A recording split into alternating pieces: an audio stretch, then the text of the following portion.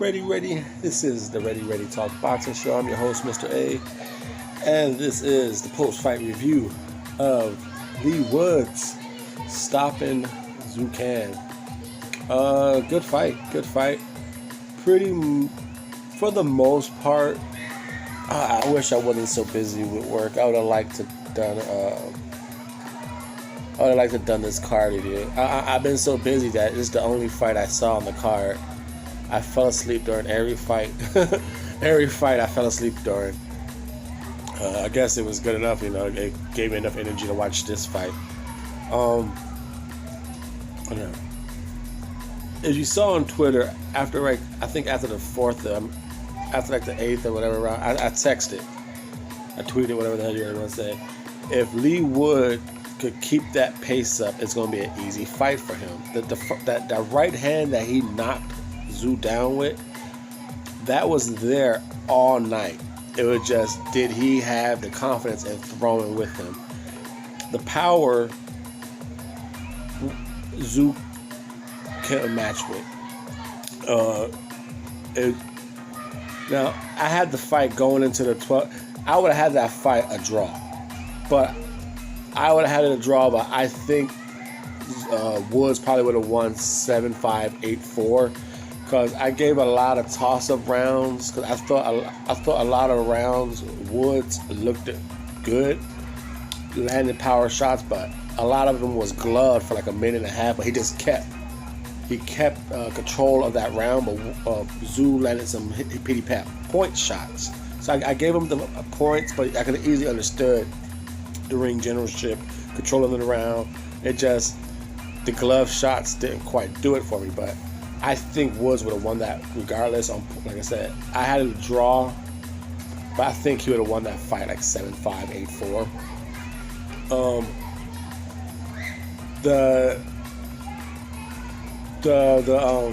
The coaching, the strategy was phenomenal.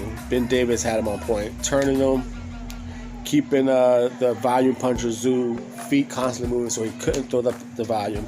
Was it due to the inactivity or was it due to the strategy? I'm basing more on the strategy because Zhu looked like whenever he was there to throw those volume punches, the volume punches was there. The very gray areas, like I said, Woods is a great pupil. Davis changed the shit out of him, and he listened to everything Davis was saying. I forgot what round I tweeted in. I think it was 10 or 9 or something. Great power selection and great coaching. You could hear Davis in the corner. All right, straight jab to the body. Okay, now around the guard to the hook to the body. All right, now switch to the southpaw. Do that, and you can hear Davis, and you can see Woods doing it as he said it. And when he was listening, it was working. It was like a beautiful partnership to watch. I'm not surprised at all. Like I said, I'm glad I worked a lot, but it's just I wish I had enough strategy to watch this fight because the Billum Smith fight went how I thought it was going to go. The power was going to ease out, but I got to finish that fight. I just got to finish this card, but Woods, the movement, to me, if he would have, like I said, the strategy was beautiful, but at any moment, if he would have, I think, pressed forward instead of letting Zhu walk into stuff, I think if he would have pressed forward, I think that knockout could have came probably like around 9, round 7, because the power shots was there. It's that he was taking a step back and then throwing him, getting gloved. When Davis told him, don't forget the double fakes, and like in the round 9 and 10, like don't forget the double. That's what really was helping too. Like I said, he got to watch this, the stiff arm. That kid, it was great areas, but hey, this is shoulder bump he got warned twice for. Davis was telling him to do it. Do the shoulder bump and do the uppercut. The uppercut was there all day. Beautiful. Now, what I would like to see just a tad bit more, like I said, he was doing my favorite punch of all boxing, the body stab. To me, that's the number one key that's kept Zhu from the volume punch. Not only was he getting turned, whenever he was in front of him long enough, boom, a nice little strong jab to the body. Woods worked his body. I mean, there's jab, beautiful. Feints, turned him. The foot feint was good. Excuse me, I had to sneeze my brains out there. The foot feint was good. The body stabs was nice. Me, myself, it's moments like this that sucks that Santa Cruz, and I like Santa Cruz a lot. It sucks that he's the champion, because there's no way in hell PBC is going to let him fight Woods. The fight I would really want to see, and I hope it works.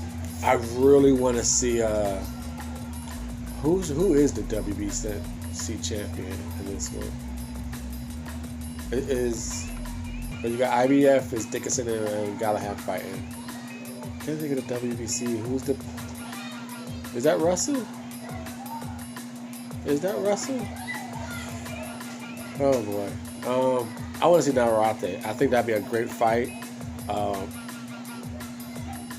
Woods, he has little slips up in defense.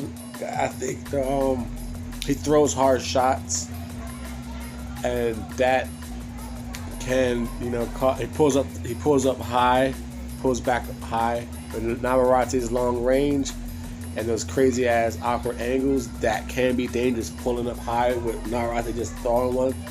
But that power and the flaws in Navarrete's defense, that'd be a great fight. I hope Eddie and Aram could get that fight. And National, okay, he's 33 years old, no time to waste. Will they do the UK unification with the IBF, whoever that winner is? We'll see. But again, I had the fight going. Me, Mr.A, I had it with a questionable draw. Like I said, I tweeted a lot of toss-up rounds, but like I said, I had it a draw. But at the same time, I easily thought that my toss-up rounds were going to go to Woods. Because even though I thought a lot of that was gloved, at the same time, it did kind of give you the idea that he was controlling it. So I think he would have won regardless. Great fight. I'm going to try and catch up on this McCarthy fight, but I think I'm going to fall asleep again. The Double RT Boxing Show. I was ready. You was ready. The Ready Talk Boxing Show. Thank you for your time and support.